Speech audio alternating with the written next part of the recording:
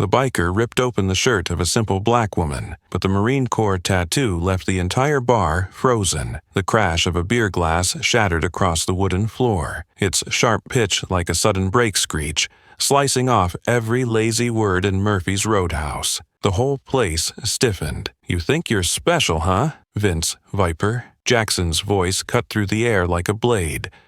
His massive hand gripped the white collar of the petite waitress standing in the aisle.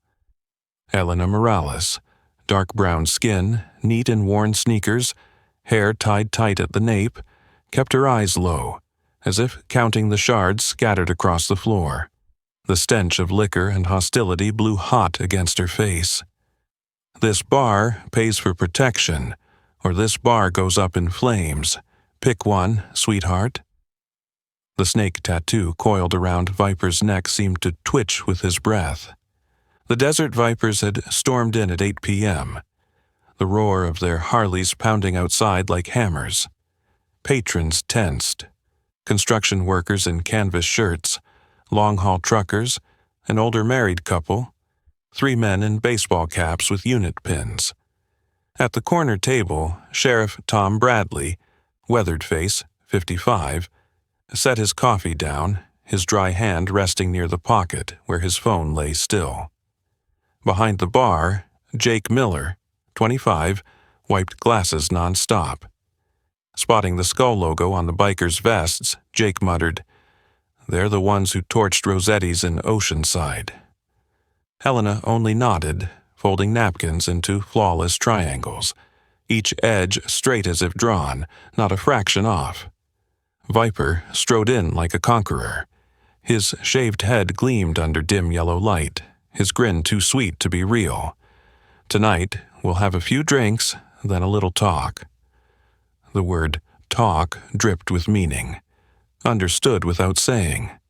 His crew spread out, 1 leaning on the jukebox, 2 by the pool table, 1 guarding the back door, 3 along the bar. Every path covered, sightline secured, territory claimed. Helena's eyes flicked across the room, cataloging like a reflex. Formation, response gaps, blind spots. She stepped forward, tray steady as if balanced on a level. "What can I get you, gentlemen?" One meth-rotted grin slapped her hip as she passed, sneering. Smile the right way. The right way hit hard, as if air was only clean without a black woman in it. Elena shifted half a step back, deliberate but seeming accidental, and stayed silent. Behind the bar, Jake half rose, but Elena raised her eyes, a near-invisible shake. "Don't. Beers served, money collected, straws placed just right." Elena never turned her back to the door longer than a count of 3. "Where's Murphy?" Viper jerked his chin. "We've got business." "He's in Phoenix this week," Elena replied flat as an invoice. "I'm just covering the shift." "Then tell him. $5,000 a month buys peace. Otherwise, faulty wiring, gas leaks, things flare up nasty." He snapped his lighter, flame flickering in his eyes. Elena wiped an already clean table, her anchor to steady her pulse. "I'll pass it on. Smart girl. Around here, better keep things proper." He dragged out proper, a jab sharp with bias. Across the bar, another sneered, "That your real hair?" 2 customers turned away. Silent judgment stung sharper than words. Tension coiled 20 minutes tight before the glass hit the floor like an exclamation point. The Vipers closed their circle like a noose. Sheriff Tom shifted his chair, angle wide, thumb brushing his phone. Jake lined bottles by color just to stop his hands from shaking. Viper's voice turned syrupy. "We're generous, you know. You sway the boss, we'll make sure you get a cut. What's minimum wage here plus tips? Someone like you, hard-working, I respect that. Someone like you landed like lead." Elena raised her eyes, clear brown, steady. "Thank you, I'm fine where I am." "Stubborn." Viper squeezed her arm hard enough to bruise by morning. "Take your hand off her," Sheriff ordered, his tone pure command, no badge required. Viper smirked. "You're off duty, no authority. 10 against 1. Sit down before you get hurt." He didn't release her. Chairs scraped. The 3 men in caps rose slow, unit pins flashing, one rolling up a sleeve to reveal an eagle inked bold. "Tom, it's okay," Elena said softly. "They're leaving soon." She didn't look at Viper, just measured his breath, counted the space, weighed the angle of a strike. Viper leaned close, his breath thick as smoke. "What's your problem? Think you're better than us? Or you forgot the rules for your kind?" Your kind. Rules. Thin knives of coded hate sliding across the floor. His other hand clutched her collar. Jake gripped a bat behind the counter. Sheriff inched, then froze. Elena's foot had already pivoted, weight sunk, arms loose, stance trained for close combat. "Call Murphy now," Viper barked, "or this night gets ugly." "Can't," Elena answered, voice taut as reins. The sound tore the room in half. Rip. Fabric shredded from collar to chest. Her shirt burst open. Elena stiffened a beat, black tank top clinging to her shoulders, exposing a canvas of dark ink across her back. The bar went silent. The jukebox swallowed its own tune. Every eye dragged toward the image emerging through torn cloth. An eagle, globe and anchor, etched in black, ringed by scars that couldn't be faked. Elena didn't move, but the air shifted like before a storm. Her shoulders squared, chin lifted, gaze unshackled. No stance, no strike, just presence. Inside her, an old switch flipped.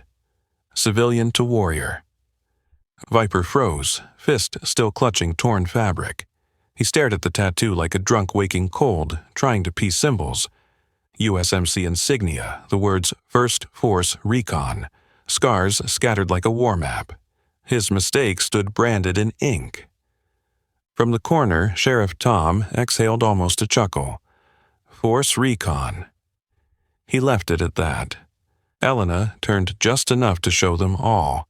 Then she spoke, voice transformed. "Mr. Jackson, you just destroyed my property. You owe me an apology." The silence thundered louder than any shout, and everyone knew. From this moment on, Desert Vipers didn't set the rules anymore. Through the torn fabric, the eagle, globe and anchor spread across Elena Morales' shoulder like a declaration without words. Beneath it, the bold ink of First Force Recon stood out like an official stamp. Along her flank were jagged scars from shrapnel. Near her left shoulder blade, a round mark, an exit wound. Lower still, a long, crooked line disappearing beneath her waistband, telling of a blade that once cut across. For those who knew how to read them, these marks were a battlefield record. Elena did not move her feet. She didn't raise a fist, didn't posture. Yet a power with no name filled the room, the power of one who had walked into places everyone feared, and returned. "Mr. Jackson," she said, her voice the same, soft in tone, steel in spine. "I believe you owe me an apology for tearing my shirt." Viper faltered, mouth opening, then closing. You're... Elena turned fully, letting everyone confirm with their own eyes. A few phones came up, some hands pulled back, sensing this was no moment for spectacle. She fixed Viper with her gaze. Stephen Jackson, dishonorably discharged 6 years ago for trafficking military equipment, founded Desert Vipers 3 years ago, currently named in 4 arson investigations and 2 aggravated assault cases. She paused a beat. "I make it a habit to know exactly who's threatening my battle space." A tall man with silver hair rose from a shadowed corner, upright, his ice blue eyes freezing time. He didn't need to introduce himself. but he did anyway. Colonel Mike Harrison, retired. His eyes went to the tattoo, then to Elena's. Gunnery Sergeant Morales, Fallujah, 2004, I remember you. Elena's body shifted barely, the reflex of command etched in her marrow, shoulders squared, eyes set, chin dipped half an inch. Reporting, sir. 2 names seared through her heart. Williams, Chen. Flames extinguished, yet forever burning warm inside her chest. Behind the bar, Jake gaped, clutching the rag like an anchor to reality. At the next table, Maria Santos, the florist from down the street, set her glass down gently. Her voice broke like a memory uncorked. Navy corpsman, Camp Leatherneck. I was in pre-op when they wheeled you in. 60% burns, 3 bullet wounds, shrapnel enough to set off every scanner. She raised her eyes. That's who you laid hands on, Jackson. The back door rattled. 2 Vipers edging away, but blocking them stood 3 men. A brown-skinned man with a 3-chevron sergeant tattoo on his forearm, a tall black man with a pale vitiligo patch across his cheek, and a gaunt redhead with the look of winter soldiering. They didn't lunge, they simply existed. And that presence alone narrowed the exits into alleys with no honorable escape. Viper strained for face, his voice hoarse. We didn't know she was... Elena cut him off, quiet. Was what? A Marine, a woman, black, or all 3, the reasons you thought I couldn't stand here and hold you accountable? Someone let out a low, oh, not amusement, but because she had said aloud what lay unspoken. Sheriff Tom Bradley stepped forward, his hand visible on his phone. His tone was calm, but carried law. Miss Morales, do you want me to file assault charges and log the hate element? Too many witnesses here to ignore. Elena swept her eyes across the room. A small America. Many shades, generations, stories. Not yet, she said. If Mr. Jackson and his crew leave this place, never return, and end their racket with the bars around here. Right now. Viper glanced at the blocked exits, at the tattoo on her back, at the lenses quietly aimed. He sniffed. We will leave. Elena held a beat, weighing the weight of choice. Her hand brushed her lower back, where she still carried a combat medic kit out of habit, tourniquet, clotting agent, decompression needle. Tools she prayed never to use in civilian life. Then she lifted her head. On your knees. The order wasn't loud, but it carried a pitch only those who had commanded through explosions could summon, and it locked his muscles. Viper froze a beat, then dropped. Leather rasped against floor. A few held their breath. His men looked at him like watching a statue crack. Now speak, Elena said, eyes never leaving him. Apologize for touching me, tearing my shirt, threatening these people, and for your racial slurs. Clear. Viper's throat rasped dry. I apologize, I was wrong. We won't be back. Louder, Elena ordered. His voice rose. I apologize for assaulting you, tearing your shirt, threatening everyone here, and for my racist words. We will never return. No one clapped. Silence itself was a sentence. Sheriff Tom scribbled notes, gaze sweeping the room like stamping. Witness statement secured. At the door, the sergeant-tattooed man murmured just loud enough. Back out. Don't turn your back on the lady. Not a threat, a rule. Viper rose slowly, head bowed a fraction. He began to back away. His crew followed, stripped of swagger. The door opened, Harley's outside less arrogant now. Through the glass, taillights receded like a swarm of tired insects. Elena stooped, lifted the torn shirt, folding it crisp as once she folded battle maps. She didn't watch them go. Her mission was here, steady the room, ease the pulse of those who'd witnessed violence, bring the air back to breathing. Colonel Harrison approached, keeping a respectful space. He inclined his head. "You did right, Gunny." Elena answered gently, rankless. "Here, call me Elena." He smiled. "Then, Elena, you just gave this room a lesson. Peace isn't something we find in running. It's something we build." Behind the bar, Jake still clutched the bat. I had no idea," he stammered. 6 months working beside you, and That was the point," Elena said, her voice softer again. "I wanted to be just Elena, the one who pours coffee steady and wipes tables straight." She glanced around. "But tonight, it seems people needed something else." And they would have it. Civilized, without vengeance. A chalkboard reading "Zero Tolerance for Hate" would go up. A shelf of books on black women in the military would appear.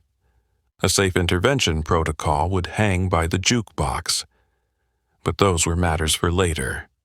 For now, the black woman stood calm at the center of the room, sentinel steady, and spoke loudly enough for all to hear. "Everyone okay? Everyone okay?" Elena's voice carried out, and the echo of that question seemed to pull the whole room back into reality. Inhale. Exhale. Shoulders dropped, fists unclenched. A few chairs scraped softly back into place. The sound of wood against floor, as soothing as a bandage pressed over a cut. Sheriff Tom Bradley gave a short nod.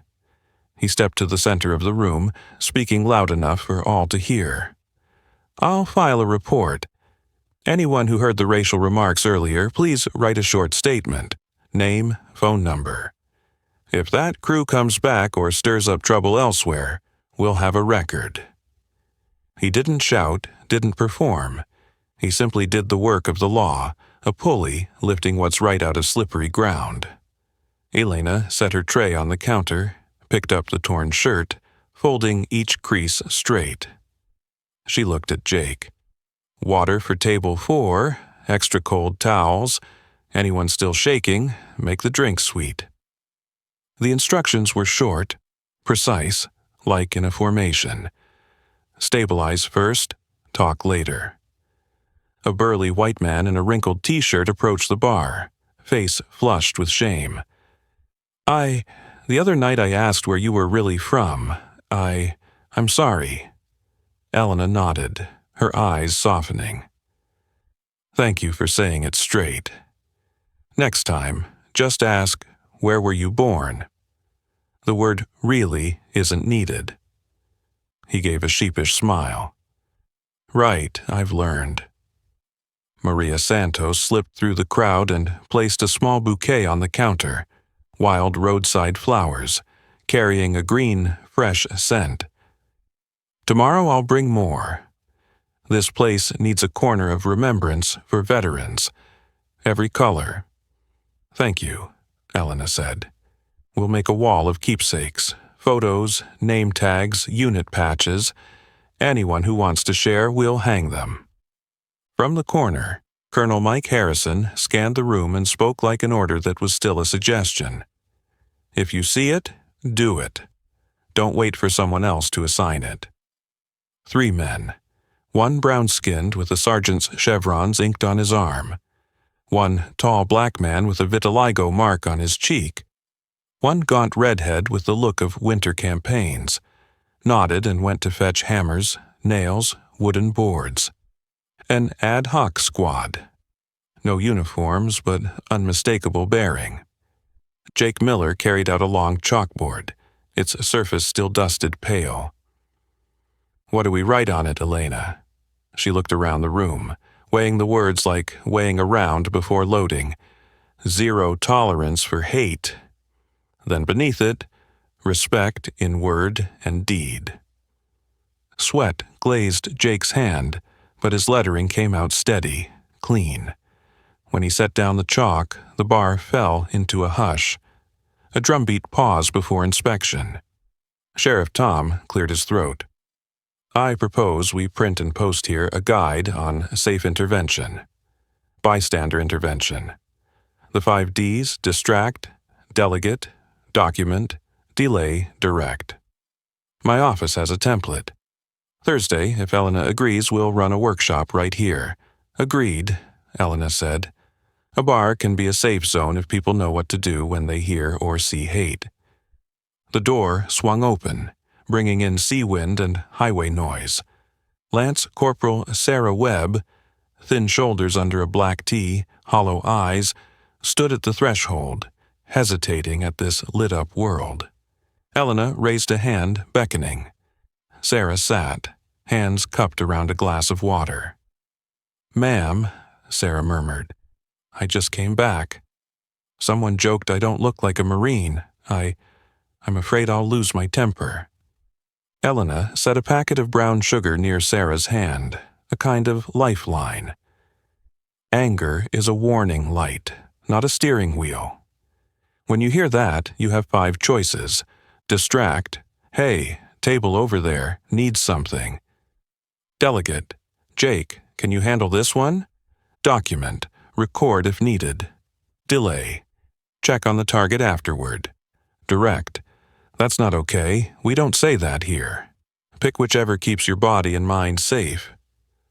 Sarah nodded, eyes glassing. "And when someone touches my hair without asking?" "Boundaries," Elena answered firmly. "Please don't touch, thank you." If it continues, delegate, here, she gestured across the bar. You have plenty of allies. A bearded mechanic, Eddie, raised a hand. "I once laughed along when someone joked about hair. I was wrong." "Thank you for owning it," Elena said. "We learn from each other every day." The night's second jolt of tension came sudden. A pickup braked hard outside, headlights sweeping the glass. Shoulders stiffened. Jake gripped his bat. Sheriff Tom was already at the door, not drawing anything, just standing. Elena signaled with a flick of her wrist. "Hold position." 2 figures stepped down, leather jackets but not Desert Vipers. Across their backs, POW/MIA patches. They opened the door, removed their caps, walked slow, taking no space, casting no sneers. "We heard there was trouble last night," one said. "We came for a quiet drink and to hang an old patch on the wall, if that's allowed." Elena nodded. "Allowed, if you respect that board." She pointed to the words "Zero Tolerance for Hate." The 2 men looked, then nodded, as if saluting a flag. The air eased, like a mine had been disarmed. Colonel Harrison brought out a plank of pine. Maria offered a frame. Jake fetched nails. The first relics went up. A sergeant smiling by a dust-red helicopter. A private hugging his daughter before deployment. A black woman in utilities, her smile thin but bright. As the third nail was driven, Sheriff Tom turned to Elena. "If you want charges tonight, I'll back you. If you choose not to, I'll back you too. But I'll patrol around here for a while." Elena thought, gazing out at the road. "I choose not tonight, on one condition. You notify the local press to alert nearby businesses, help them set up safety protocols. I don't want to win one skirmish, I want lasting security." The sheriff's smile was wry. "Strategist." Elena shrugged. "Force Recon." Night thinned out. Before dimming the lights, Elena took the chalk again and wrote beneath the board, "Warriors don't need recognition. They serve." The English line stood beside the Vietnamese above like 2 privates guarding a gate. She blew the chalk dust away, scanning the room once more. Each person here, a storyline. Tonight, together, they had signed an unspoken pact: respect, courage, solidarity. As she slid the bolt on the door, Jake asked quietly, "Were you scared?" "Yes," Elena answered honestly. "Fear doesn't make us small. It steadies our hands when we know what we fear, and what we stand for. Outside, the sea wind tore through low shrubs. Inside, the chalkboard glowed under nightlight like a fresh vow. Saturday morning, the parking lot at Murphy's Roadhouse was unusually full. Rumors had spread like salt-meeting dew, sprinkled through every barber shop, gas station, and hardware store. People came to see the USMC tattoo, but stayed for something else. The feeling of safety without words. Sam Murphy returned from Phoenix and froze at the sight. A chalkboard that read "Zero Tolerance for Hate," a wall of photos, a brand new bookshelf labeled "Women of Color in the Military, PTSD and Healing, Bystander 5. D. Elena stepped out from the kitchen with a coffee pot. "Welcome back, boss." Sam scratched his head. "Elena, if you want to take a few days off, or even quit." Elena cut him off with a small smile. "I've still got the lunch shift. Besides, you'd better order more mugs. Business is about to grow." Sam laughed, relieved. "You're the manager I forgot to pay the title for." Around 10 a.m., a local reporter pulled up. Pressed shirt, notebook peeking from his pocket. "We'd like to write about the black female Marine who made bikers kneel." Elena lifted her eyes steady. "Write about Murphy's as a safe space for veterans of every color. Write about Thursday's 5D workshop, about the memory wall, about how the community stood up to hate without throwing a punch. As for my name, keep it small." The reporter paused, headline ready in his mind. But Elena's calm gaze shifted his angle. "All right, that story is better." Lance Corporal Sarah Webb came back, wearing a T-shirt reading "Black Women Serve." They sat by the window where the light slanted warm. "I tried," Sarah said quietly. "When someone asked if my hair was real, I said, 'Don't touch, thank you.'" They stopped a second, then apologized. Elena smiled. That was a clean, direct response. "But," Sarah hesitated, "I still feel small in a crowded room." "You don't need to be big," Elena said. "You need to be steady. Steady is knowing what you stand for." By noon, two strangers in checkered shirts and loosened ties sat down, ordered beers, and let slip. "So, who's the new boss here? Looks professional, like military, but a black woman?" That, but slipped in like a thorn. The air dipped. Elena stepped forward, set down the beers, smiled politely. "Here, we say thank you when someone notices good service. As for but, leave it for conjunctions on paper. Want fries with that?" The men flushed red, stammering apologies. Across the room, Eddie the mechanic brushed a finger over the 5D board, as if to remind himself of the lesson. No tension needed, just correction. At that moment, Jake carried out a carton addressed to Elena. "No sender." She slit the tape. Inside was a velvet box, purple and gleaming when the light hit, a purple heart, a folded note in handwriting.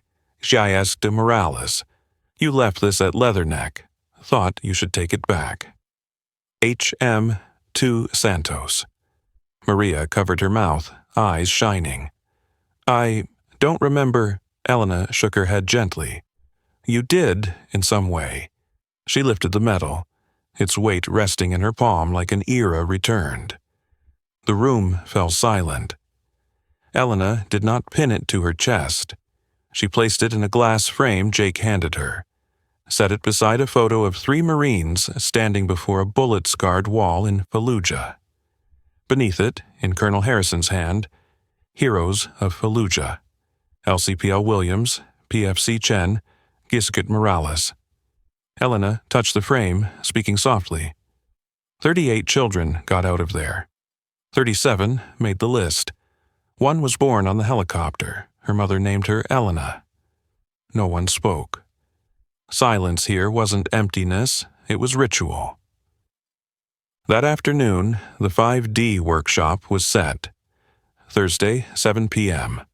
Sheriff Tom would bring a VA counselor, a JAG officer to explain legal frameworks for hate incidents, and a peer support group of local veterans of color. A hastily printed poster went up by the door. Speak to no. Act for safety. Toward evening, an old biker wandered in, jacket worn, helmet dangling. He placed a POW MIA patch on the counter. Where's the right place to hang this? Elena pointed to the gap between two photos, like a stitch across a new wall. Here, between loss and return. The biker hesitated, then bowed his head. As dusk came, the reporter returned for wide shots, the zero-tolerance board, the bookshelf, the wall, patrons talking quietly. He avoided close-ups of Elena's tattoo. Before leaving, he said, "The piece will be titled A Bar Builds Peace. No mention of that gang." Elena smiled. "Good. Don't feed darkness with your spotlight." That night, the bar thinned. Jake stood beside Elena at the mirror behind the counter. I'm thinking about enlisting," he admitted. Elena looked into the glass. Reflected, there was a black woman who no longer hunched to shrink, nor puffed up to challenge. "Jake," she said slowly, "don't do it because of my story. Do it if there's a mission you're ready to pay for. Time, sleep, maybe scars. The military takes all you have and asks for more. If that's your road, I'll support you. If not, there are 1,000 ways to serve." Jake nodded, exhaling. "I get it. Service isn't only in uniform." "Right," Elena said. "Sometimes it's pouring coffee steady and holding the door for someone after the storm." Before turning off the lights, Elena looked once more at the chalkboard. Zero tolerance for hate. Beneath it, respect in word and deed, and the line, "Warriors don't need recognition, they serve." She touched the edge, a small gesture like a salute. Outside, the sea wind shifted. Inside, a new mission had been posted. Not to guard with rifles, but with silence, listening, and clear boundaries. Tomorrow, the Desert Vipers might try again, somewhere, with someone. But tonight, at Murphy's Roadhouse, peace had been built. Not because of a tattoo, but because a community decided to stand together. And Elena, once intent on hiding, had chosen to be seen. At the right time, in the right place, in the right way, semper fi, in everyday life. Thursday, 7 p.m. Murphy's Roadhouse had its chairs arranged in a half-moon, leaving a clear ice lane down the middle for speakers to walk. Near the jukebox hung the chalkboard, "Zero tolerance for hate." Beneath it, respect in word and deed. The new bookshelf was stacked with titles on black women in the military and safe intervention handbooks. Elena Morales checked everything as if before a mission. Exits unobstructed, no blind spots in sight lines, both entry and exit doors anchored by someone holding the corner. Sheriff Tom Bradley arrived on time, followed by two guests, Dr. Marcus Reed, a VA counselor, scholarly frame and warm baritone, and JAG Lieutenant Alyssa Grant, hair neatly pinned, slim file in hand. Colonel Mike Harrison was already there, leaning against the wall, surveying like an officer watching over a unit. Maria Santos set out a pot of mint tea. Jake Miller taped a poster beside the board. Bystander Intervention, 5D. Lance Corporal Sarah Webb claimed a front row seat, her Black Women Serve t-shirt catching dust sparkles in the light. The sheriff opened, calm and steady. "Tonight isn't a witch hunt. It's about learning how to stand together. We'll talk through the 5 Ds, distract, delegate, document, delay, direct, and we'll practice." He nodded to Alyssa. Alyssa stepped up, laying out 3 concepts like boundary stones. A hate incident doesn't always break the law, A hate crime is bias-driven conduct that does, and can carry enhanced penalties. The other night we saw assault, tearing a shirt, plus coded language. Your written accounts are invaluable. They're our shield. She smiled lightly. And the best shield is prevention. That's why we're here. Dr. Reed moved into the center, palms open like an invitation. Our bodies have alarm bells. Ever smelled gasoline and felt your heart race like a drum line? Ever heard a coded slur and felt your hands sweat? Normal, nothing shameful. Now, everyone, let's do the 5-4-3-2-1. 5 things you see, 4 things you touch, 3 sounds you hear, 2 smells, 1 taste. Bring your body back to now. The room joined in. Chairs shifting, tape crackling, mint tea in the air, salted peanuts on the tongue. Necks loosened. Helena stepped forward, tray balanced as always. I'll set the scenarios. Jake, Sarah, help me. She turned to the room. We'll try 2 voices. The service voice, smooth, saving face for all. And the command voice, sharp, clipped, used when safety is threatened. The room murmured at how seamlessly she switched tones like flipping a switch. Scenario 1. Is that your real hair? Jake played the rude customer. Sarah, the target. Elena passed by, distract. Sir, fresh apple pie just came out. Want a slice? Then direct. We don't touch people's hair here. Thanks for respecting that. After, to Sarah, delay. You okay? Want to move to a quieter table? The room clapped, soft, but in agreement. Scenario 2. Is this your card? A microaggression, doubting a black customer's credit card. Elena used delegate. Jake, check if the POS system is lagging at table 7. In reality, Jake moved closer to witness. Then direct. If the system verifies, no further comment is needed. Scenario 3. Belligerent drunk. Dr. Reed added document. A bystander filmed safely from distance. Hands it to the sheriff if needed for legal action. Alyssa interjected, chalking codes on the board. Phrases staff could use without alarming patrons. Double black coffee. Discreetly call 911. Apple pie for 8. Lock the back door. Pull people to the safe core. Calm seas equals situation contained. Civilian enough that anyone else will mishear, except those trained, Alyssa winked. An hour in, Eddie the mechanic hauled in a box of security cameras. Got 4 solid ones, 1 for back door, lot, bar, front, wires tucked clean. Colonel Harrison studied the floor plan, adjusting for blind angles. Elena added, move this shelf to the opposite wall for a clear lane. Rotate that table 30 degrees to see the rear door. Small tweaks turned the room into a space of shared visibility.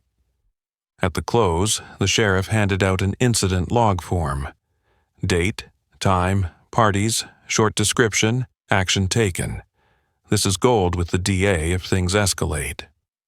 9 people volunteered for a watch group, not to fight, but to be there. Arriving early, staying late, sitting near doors, observing. Elena reminded, no chasing, no confronting outside. Call the sheriff. We're not a night patrol, we're a community.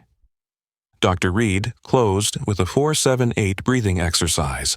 The room felt lighter, like a camp broken down after training. People clapped shoulders, swapped numbers. Sarah walked out clearer-eyed. I'll volunteer Saturday night, she said. Elena nodded. Saturday's busy. Good. As folks dispersed, night wind rattled the wooden sign. Elena dimmed the lights, checked the locks. At the back door, her shoe crushed something brittle. She stooped, wrapped it in a napkin. A matchbook stamped with a green snake logo, Desert Vipers. A faint whiff of gasoline, like a ghostly warning. Elena froze half a second. pupils narrowing as if catching a blind spot. She thumbed her phone, silent call to Sheriff Tom. "Picked up a trace," she said. "Set patrols around the lot for the next 2 nights, okay?"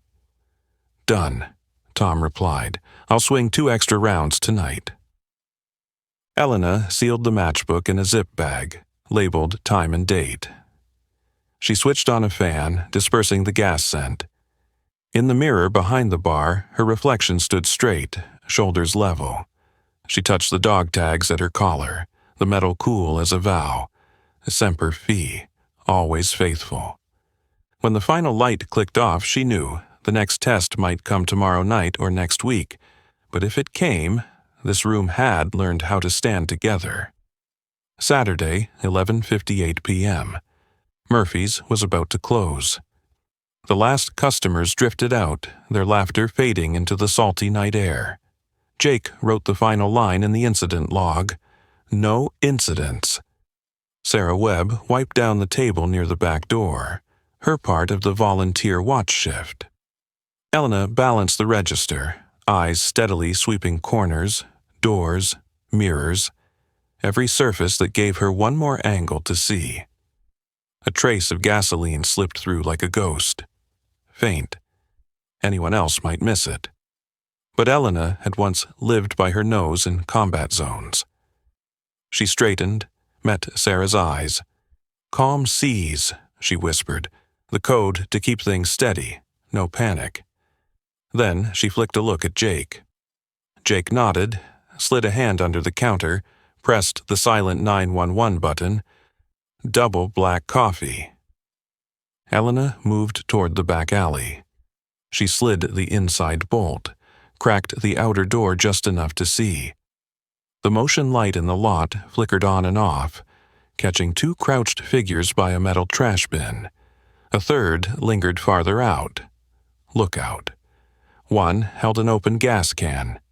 The other tapped a Zippo lid, the metallic click sharp in the dark. The smell of gasoline was undeniable now. Elena twisted off the kitchen's backup gas valve, muscle memory. She killed the exhaust fan to stop fumes from pulling in, shifted the ceiling fan flow. Back at the door, she opened it another inch, body shielded by the frame, left hand bracing, right hand gripping a narrow beam flashlight. "Stop, both of you. Drop the lighter, hands on your head." Her voice wasn't loud, but it snapped with command. The men flinched, the lighter clattered to the ground. "You like playing with fire, huh?" The lookout spat a slur.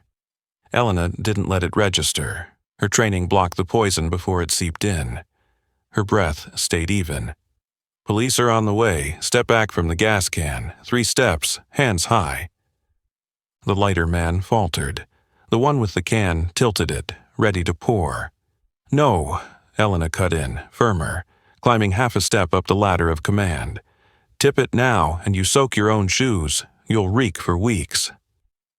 Practicality hit harder than threat. He stopped. She saw him imagine it. Shoes ruined, skin burned raw. 15 seconds stretched like a winter night. Then blue strobes flashed at the alley's mouth. Sheriff Tom and 2 deputies braked hard, moving fast, quiet. "Sheriff's office. Drop everything. Hands on your head, face the wall." His voice cracked like a brace locking. Elena withdrew, sealed the inner bolt, signaled Jake. "Apple pie for 8. Jake dashed to the side door, barred the kitchen exit, slid the steel latch. Outside, one suspect bolted for the lot, but 2 figures blocked the narrow way. Eddie and the sergeant-tattooed man. They didn't touch him. They stood solid, hands loose, voices unified. "Sheriff's here. Stop." The man froze, torn between fight and fear. A deputy swept in from the flank, taking him down clean. The lighter carrier was cuffed first, then the gas can man. Sheriff read rights like reciting scripture. "Name?" "Mason Red Klein," the first snarled. "Darrell Gator Price," the second. "And you?" the deputy asked the lookout. He turned, buzz cut, snake tattoo ugly across his scalp. Trey Dalton. Sheriff glanced at Elena. She'd come out the front, holding distance. "We found their matchbook here 2 nights ago," he said. Elena handed over the zip bag. The chain of evidence snapped together. Can, lighter, matchbook, footage from the new cameras, their red LEDs blinking like nods. Inside, a sound broke. Sarah, frozen at the counter, eyes wide, knuckles white. Elena moved to her, delay. "You okay?" Sarah swallowed. "Fine, just the gas smell brought me back to Kandahar." "Deep breath," Elena said, steady hand on her shoulder. 5, 4, 3, 2, 1. "What do you see?" "The chalkboard. Coffee cup, clock, light, your hand." Her exhale came long, shoulders lowering. Outside, deputies searched the men. In one pocket, a scrap of paper. "Murphy's. Spook 'em." Sheriff's eyes hardened. Spook with gas is still a crime. His voice wasn't angry, just the weight of a hammer dropped exact. He looked to Elena. "Thanks for calling early and staying calm. No one hurt, no fire. That's good." Alyssa Grant arrived minutes later, hair damp with night mist. She examined the evidence, nodded. Intent plus accelerant plus threat equals serious. If the DA pushes, bias motive may enhance sentencing. Did anyone capture that slur in the alley? A patron raised a phone. "I documented from behind the curtain, didn't get close." "Perfect," Alyssa said. "Your clip protects everyone, not just today but next time too." The air inside tensed, then twisted again.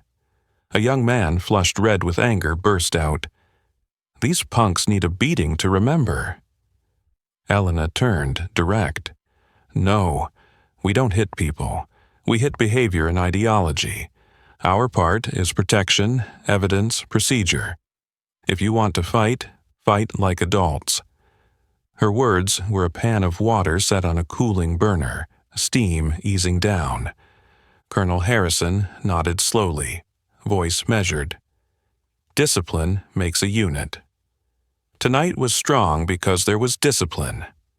Eddie guided the young man aside, murmuring, "We stood, we blocked, we called. That's enough. The rest is law's job." The youth sagged, tension unspooling. Sheriff bagged the can, lighter, gloves. "Call the fire marshal for a morning sweep," he ordered. Then to Elena, "I'll request a wider trespass order for Murphy's. And I'll stop by the other bars, share tonight's lesson." Elena, "Please include the 5D part. Don't just teach them 911. Teach them to stand together." As patrol cars rolled off, softer sounds reclaimed the room. Glass washer hum, rag wrung in water, breathing. Sarah sat by the bookshelf, leafing through a chapter on a black female sergeant in Desert Storm. Jake logged, date, time, gas smell, 3 suspects, document secured, no injuries. Maria wiped the counter slow, as if erasing the last shadow of fear. Helena stood at the door, watching the yellow-black tape flutter in the alley. She didn't feel triumphant, just relieved that the right thing had been done the right way. Inside, the chalkboard still bore her line. "Warriors don't need recognition, they serve." She touched its edge, chalk dust fine on her fingertips. "Ma'am," Jake asked quietly, "if they'd lit it faster tonight." Elena met his eyes, honest. "Then we still had a plan. Gas valves off. Fans shifted. Doors locked toward the kitchen. Sheriff en route, and everyone knew their place." A thin smile. "That's the difference between luck and preparation." Outside, the night wind carried the salt away. Inside, coffee warmth returned. As Elena dimmed the lights, leaving one strip over the memorial wall, she thought, Peace doesn't shatter from a stone tossed on water when there are already rings. Each person a circle of defense. Tonight, the rings held, and she, a gunnery sergeant who had laid down her rifle, was still on guard with skill, discipline, and community. Semper Fi, even when the smell of gasoline lingers in the back alley. Monday morning, sea mist lay thin as tracing paper over the highway into the county seat. Elena Morales drove her beat-up pickup toward the courthouse, Jake Miller and Lance Corporal Sarah Webb in the back seat. Up front, Maria Santos held a bag stuffed with the incident log, crime scene photos, and copies of camera clips. Sheriff Tom Bradley had arranged to meet them on the courthouse steps. JAG Officer Alyssa Grant and VA Counselor Dr. Marcus Reed waited with their own stacks of papers.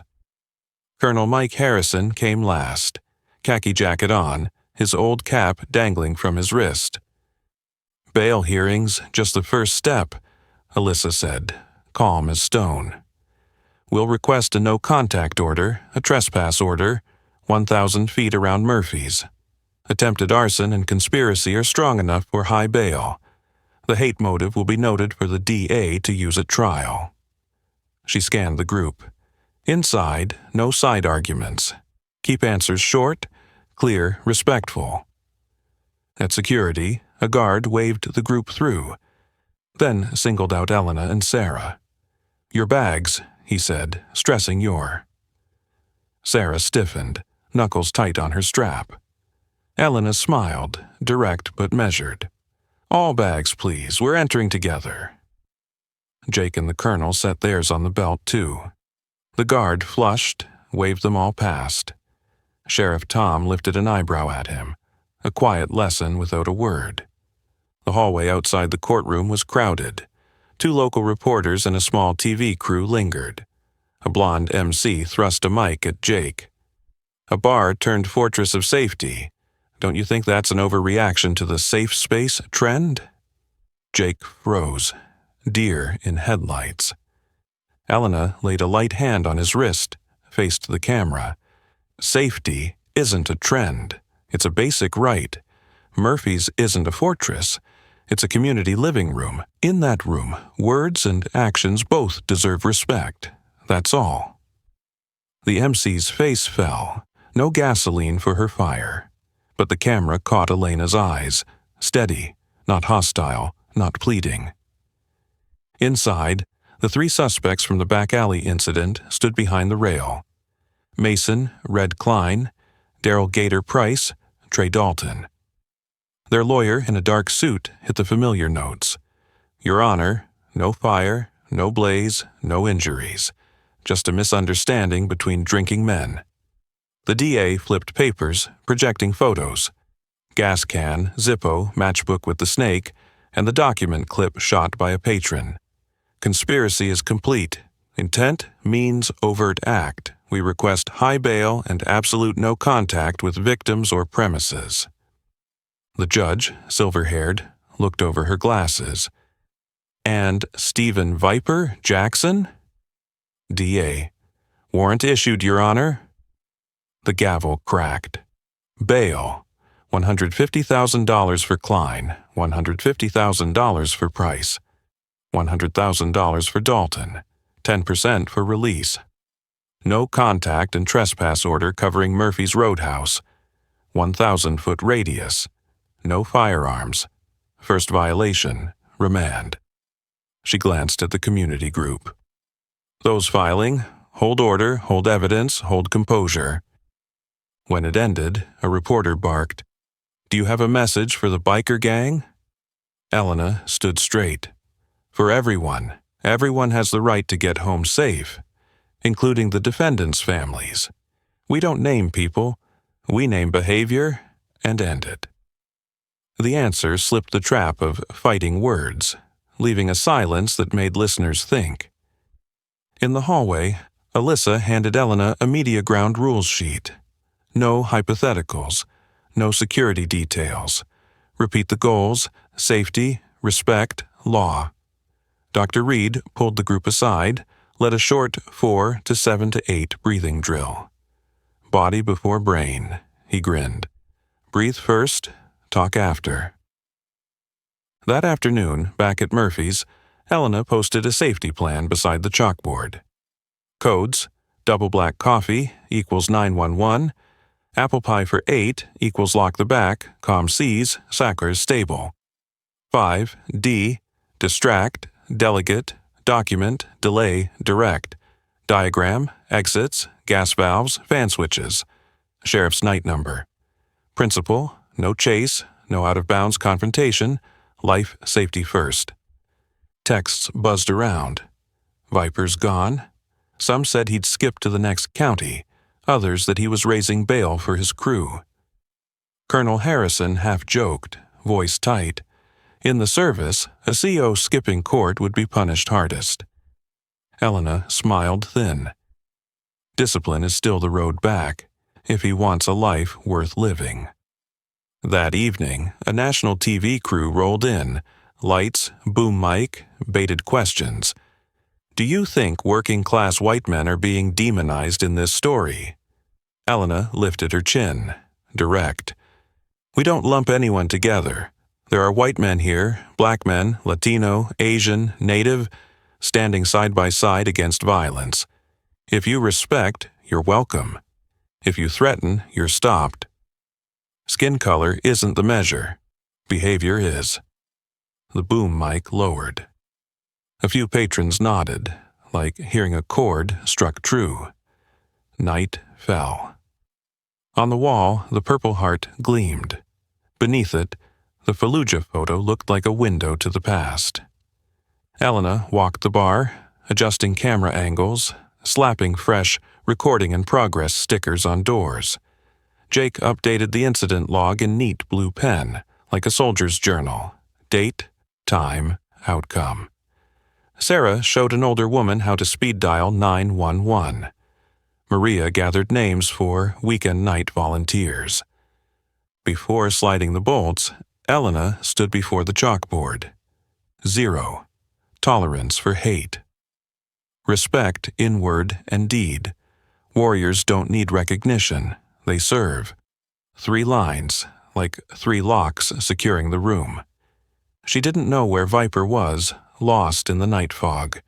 She only knew that tomorrow, Tuesday, Veterans Night, they would hang more photos, read more names, and maybe connect with those far away. And perhaps peace would rise again. Another layer laid over a fresh crack. Tuesday night. Veterans Night. Murphy's Roadhouse glowed warm like a holiday living room. Maria Santos spread sand-colored tablecloths, setting a jar of wildflowers beneath the Purple Heart. Jake carried out a tray of apple pie for 8, a joke on the code that made the whole room chuckle. Sheriff Tom, crisp in white shirt and blue tie, chatted with Dr. Reed. Alyssa Grant sat with her laptop open, scanning DA emails. Colonel Harrison paced the wall, straightening rank captions beneath each photo. Elena hung a new picture. A black woman in utilities smiling beside a Humvee marked Sergeant Angela Price. Sarah placed a torn patch beside it. My sisters. Thank you, Elena said, palm pressed like a salute. Across the room, a carpenter delivered fresh wooden frame, grain polished. To make that Purple Heart shine, he grinned. At 7 sharp, Elena tapped a spoon on a glass. Shall we begin? The chatter faded. She looked around. The small America. White, black, brown, Asian. Straight, curled, coiled hair. Old uniforms, flannel shirts, dusty jeans. We have a wall. Each photo is a way home. But tonight there's a way home from very far away. Jake lowered the screen, flicked on the projector. The image appeared, a small room somewhere in the Middle East. Whitewashed walls, window leaking children's voices. On screen, a middle-aged woman in a headscarf, dark eyes, and a young woman, maybe 21, hair long, smile shy. Maria whispered to Elena, through a vet humanitarian network. They found the mother and daughter airlifted that night.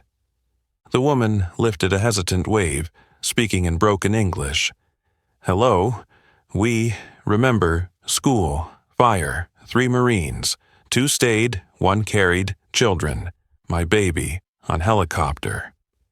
The daughter pressed her hand to her chest, voice clearer. "My name is Alina. Mother named me for Elena. She said woman saved us." Her voice cracked, half from bad connection, half from feeling. The room held its breath.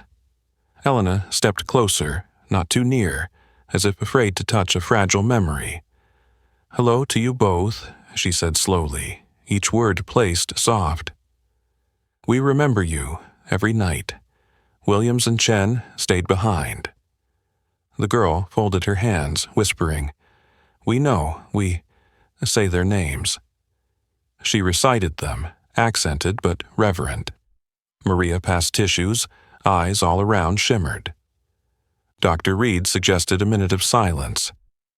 They rose, fan blades hummed. A clock ticked. A minute stretched like a bridge across desert between 2 halves of the world.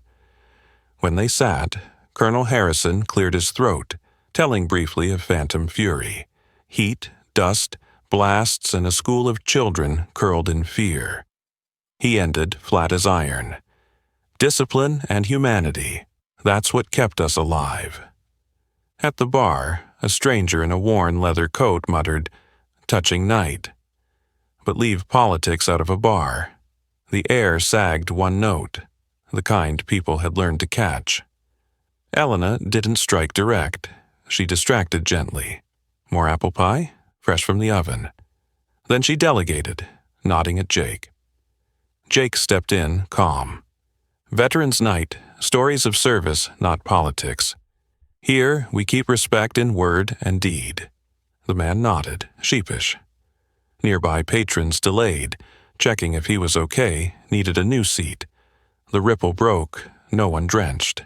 The screen still glowed. Alina pulled a worn sheet from her pocket, a blurred photocopy of 3 Marines before a bullet-riddled wall.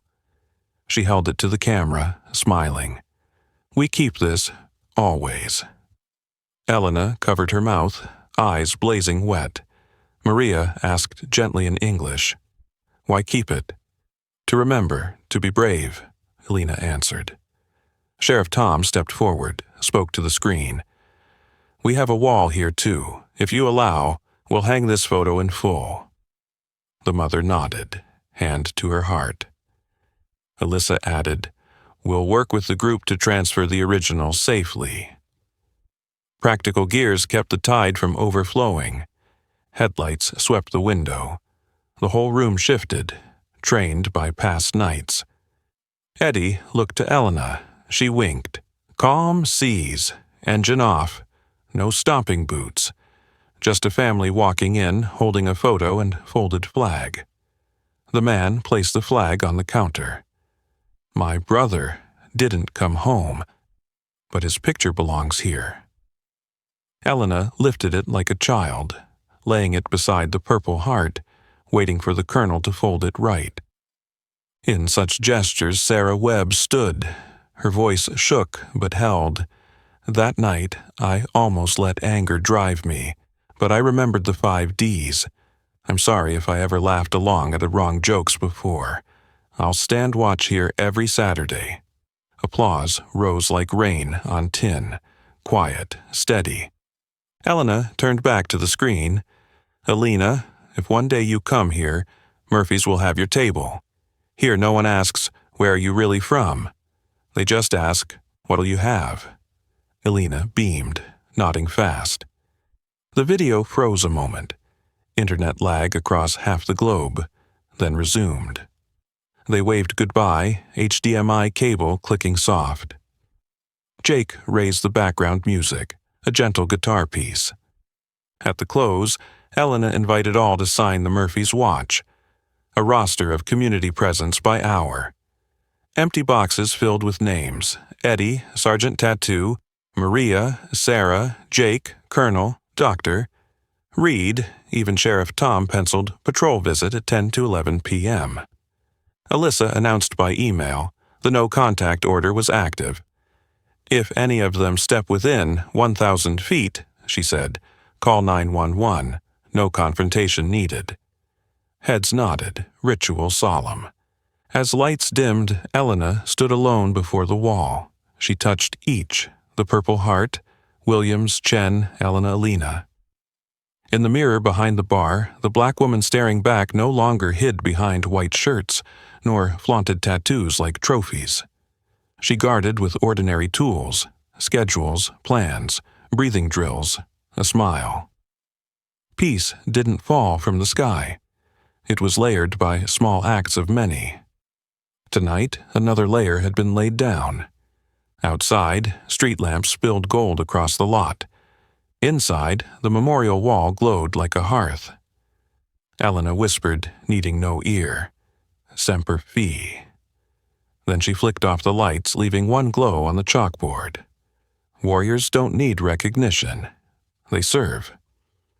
Somewhere far away, perhaps Alina too turned out her lamp. Two ends of the world, one heartbeat, and Murphy's Roadhouse, because of it, was no longer the same. Ocean wind drove rain slant across Murphy's Roadhouse lot, drumming the tin roof like a parade snare. The clock read 10:56 p.m. The bar was nearly empty, only the late shift of Murphy's watch. Elena Morales, Jake Miller, Lance Corporal Sarah Webb, Eddie, and the man with the sergeant tattoo on his forearm. Sheriff Tom Bradley had promised 2 patrol passes. Since the court's no-contact and 1,000-foot trespass order, everyone knew Vince Viper Jackson would either slip around the law or walk straight into it. And rain was a blanket perfect for someone who wanted to burn without leaving a trace. Elena checked the last safeguards. Gas valves shut, fans reversed, back door bolted, ABC extinguishers staged by both exits. Eddie's donated cameras blinked red, wired through a backup UPS in case of outage. On the chalkboard, 0 tolerance for hate. Beneath it, the 5 Ds and codes: double black coffee, 911, apple pie for 8, lock rear, calm seas, all clear. The gas smell didn't hit at once. It crept under the door like a wet cat, hidden in rain and damp wood. Sarah sniffed. You smell that? Elena nodded. Calm seas, she whispered. Keep the room steady. Then an orange flicker streaked the rain. Flare? No, just a Zippo sparked under the eaves, lighting half a hooded face. Viper stood under the awning, rain carving rivulets down his shaved scalp. Beside his shoulder, a skinny kid, maybe 17. Elena didn't step out. She planted herself in the front doorway, framed, one hand resting on the extinguisher like on a hilt. Mr. Jackson, she called, loud enough to cut rain, you're violating a court order. Viper smirked, rain glossing his scalp. Just passing through, thought I'd talk. Running this county now, huh? Figures. He dragged out figures, the old code aimed at her skin and who was allowed to set rules. Elena lifted her chin, refused the hook. Leave the 1,000-foot radius now. Her left hand flicked the porch light, flooding the entry in white. The kid flinched, squinting. Relax, sweetheart, Viper shrugged. I'm alone, just talking. Don't rile the neighborhood, the right kind of bars like peace. His peace meant shut up and pay. Elena didn't answer. She signaled Jake. He bent as if to pick up a rag, thumb pressing the hidden buzzer, double black coffee. 911 knew. Viper spread his arms, playing harmless for the cameras. Then he jerked his head at the kid. Throw it. The boy froze half a beat, then pulled from his raincoat a rag soaked in gas, wrapped in plastic. Zippo snapped. Rain battered the flame, trembling like a dying firefly. A gust bent it toward the rag. Stop! Elena's voice cracked like a bolt. Drop it! Step right, 2 paces, hands up! She yanked the extinguisher pin, squeezed. A white jet burst short and sharp, slicing between flame and rag, snuffing it flat. The rag sagged, dead on wet ground. Viper hadn't expected the quick cut. He spun, snarled at the kid, useless. The boy shrank, staring at foam on his shoes. Elena saw his hands tremble like wet rope. "Hey, son," she said, direct but gentle. The service voice, not command. "Set it down, step into the light. No one touches you. You have your own choice." The boy flicked eyes at Viper, kid catching the stink of real trouble. Viper roared, "Don't move!" But the porch light was too bright, cameras too clear, and the fear in his chest too heavy. He dropped the bag, stepped 2 steps into the light. "Apple pie for 8, Elena murmured. Sarah slid the rear bolt, ushered the last 2 patrons into the core. Eddie and the sergeant-tattooed man shifted, one inside, one by the glass, hands open, shoulders low, eyes wide, present but not pushing. Sirens knifed rain at the road's end. Viper staggered half a step back, then forward like testing a line. "You think you've won," he sneered, spitting coated bile about keeping this place clean. "Don't bring the wrong kind here. Safe spaces making men soft. Old poison from America's dustbin." Elena let it wash like rain off a roof. "You're on camera," she said, clear and slow. "You're breaking court order. Leave now, or wait for cuffs." Viper sneered. Patrol lights burst blue-red. Cruisers blocked both ends of the lot. Tom Bradley stepped out, raincoat hooded, megaphone booming. Stephen Jackson, face down, hands behind head. Viper froze, eyes dazzled. Then he edged back, then turned to run. "Don't," Elena ordered the room. "Direct. No one chase." She knew adrenaline begged to rush the door. Discipline held them. Eddie planted feet. The sergeant-tattooed man pointed deputies out, heels rooted. A deputy swung wide, cut the angle, took Viper down clean. He cursed, thrashed, stilled when cuffs bit. Sheriff read rights over the rain. Another deputy draped his coat on the boy. "Name?" "Noah Briggs," the kid stammered, voice thick with regret. "He told me just to stand watch. I didn't mean—" Elena stepped to the threshold, not beyond. "Noah, you chose the light. Law handles the rest. But tonight you saved yourself." The boy bowed, rain mixing with tears, nodding hard. Alyssa Grant arrived minutes later, near midnight. She reviewed the evidence: soaked rag, Zippo, bag, camera pulls. Violation of no contact, violation of trespass, attempted arson. With Jackson's priors, DA will pursue full. Noah, if you cooperate, will push for diversion. Hope sparked in his eyes. Inside, Sarah trembled. Elena DeLay, "You okay?" "I heard the Zippo, and it felt like sand whipping." 5, 4, 3, 2, 1, Elena guided. Wood chair, William's photo, wall clock, cinnamon in the pie, salt on your lips. Sarah's shoulders eased, breath steady. Sheriff Tom came in, raincoat dripping. He scanned, no injuries, fire doused before birth, evidence sealed. He nodded to Elena, his praise short as always. "Good?" The room chuckled. They knew his language.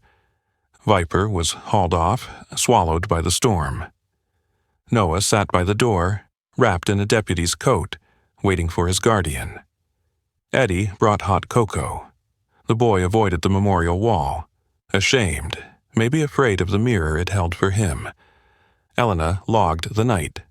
Date, time, Viper breach, ordered rag thrown, snuffed with ABC, 911 by code, no injuries, one minor diverted, cooperative. Her script ran straight, neat as her folded napkins. Rain softened outside. On the board, the old line still held, "Warriors don't need recognition. They serve." Tonight, service was standing at the threshold, keeping the whole room from fire. Before bolting shut, Elena looked at Noah. "Tomorrow? Come in the afternoon. I've got dishwashing work, real pay. Condition: on time, learn 5D, no Viper's code in here, deal?" Noah nodded, firmer now. Another ring spread across the water. Rain cleared, wind shifted. Night closed like a door clicking into place. Elena exhaled, light. Discipline had held them once again. 2 weeks later, the county courthouse was packed for the preliminary hearing. Stephen Viper Jackson shuffled in wearing an orange jumpsuit, the snake tattoo on his neck, once defiant, now faded under the harsh neon lights. The DA laid it out clean: violation of no contact and trespass orders, attempted arson, prior convictions, camera footage, Murphy's logs, physical evidence, plus transcripts of his coded slurs filed as aggravating factors. Alyssa Grant sat at the prosecution's table, steady as a freshly honed blade. The defense tried to spin. "My client was just talking. There was no fire. What's called racism here is just interpretation." The DA played the recording, Jackson's own voice snarling, "Keep this place clean," the right kind, and his order to throw the gas rag. Rain hissed in the background, a rhythm for guilt that needed no melody. The judge's gavel fell, her face impassive. "Trial. The jury will hear all of it. Until then, remand, no bail." For a heartbeat, Viper stood frozen, then dropped his head. Noah Briggs was called as a witness for the state. He wore a borrowed shirt, hands damp with sweat. Elena stayed away, deliberately, so Noah could testify without her shadow. From the back row, Dr. Reed gave him a subtle nod each time he spoke truth. Noah stammered but told it straight. Viper's texts, the promise it was just to scare, the porch light, the foam burst, the woman's voice telling him to step into the light. When he left the stand, his mother sobbed in the hallway. Alyssa leaned down, explaining diversion, community service, counseling, supervision, an off-ramp from a criminal record if he followed through. Word spread quickly.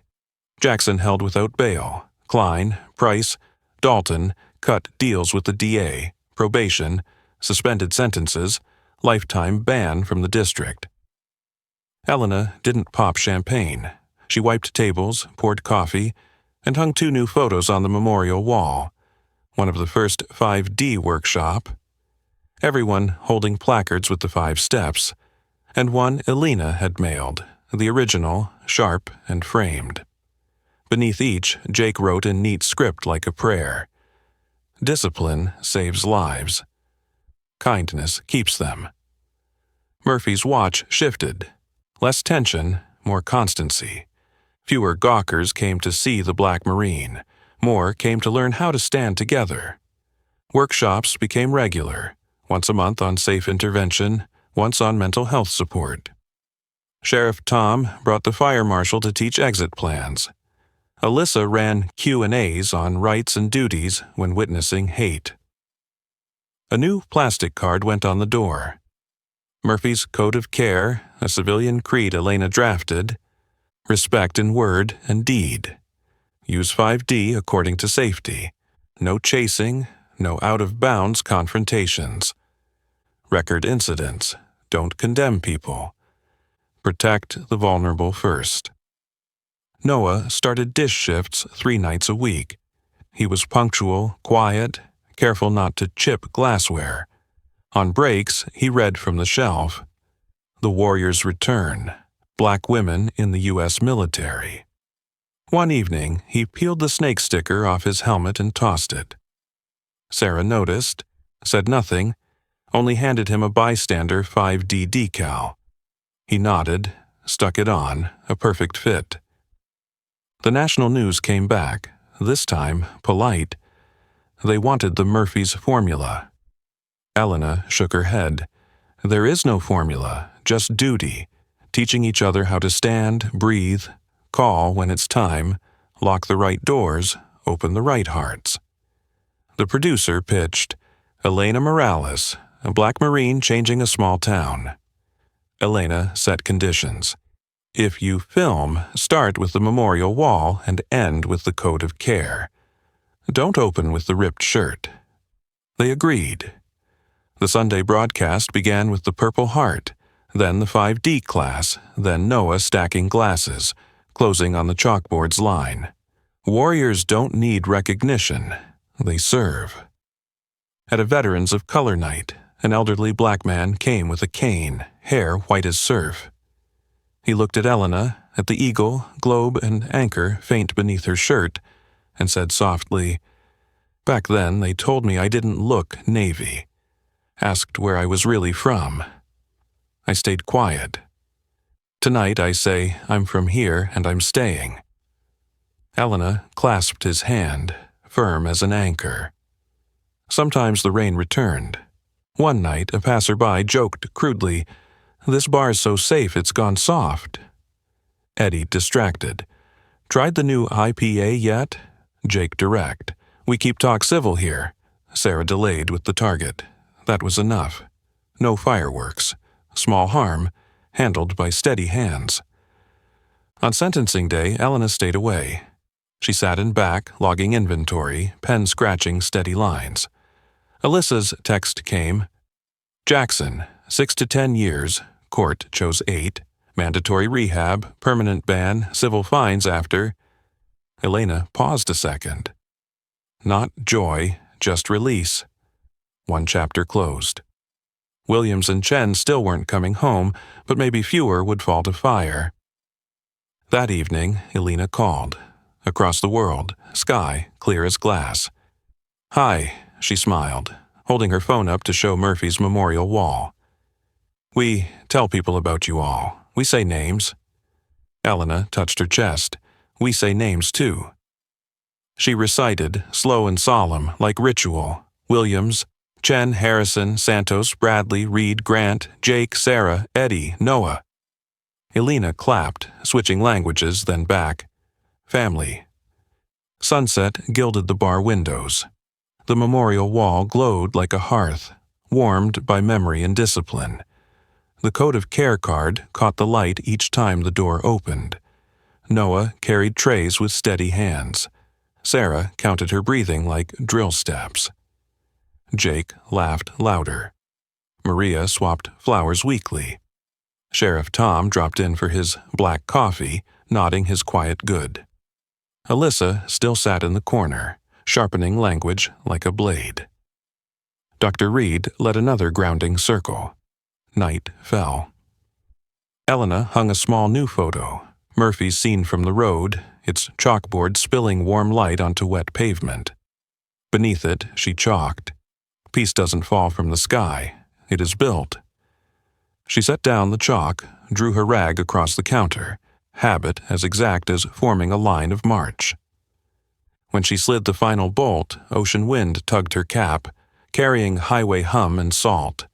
Her fingers brushed her dog tags, metal cool against her skin, an old vow never dulled, semper fidelis, always faithful, to the fallen, to the living community, to the mission, even if the mission now was pouring coffee steady, teaching 5D, dousing sparks before flames.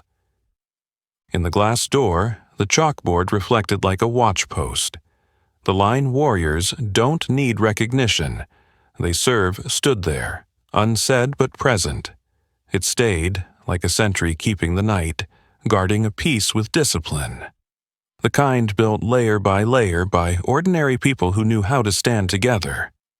And Murphy's Roadhouse, after the storm, was no longer just a roadside bar. It was a civilian outpost, where a black Marine woman still stood guard, no rifle in hand, but with coffee, procedures, and trust. Semper Fi. The story ends, but its echo lingers. A small bar turned into a fortress of trust and respect, where one black woman, once ordinary, showed an entire town that true strength lies in discipline, dignity, and courage. What about you? In that situation, how would you respond to threats and to prejudice? Share your thoughts in the comments. I'd love to hear them. And if this story inspired you, don't forget to like, share with your friends, and subscribe to the channel for more stories full of tension and meaning.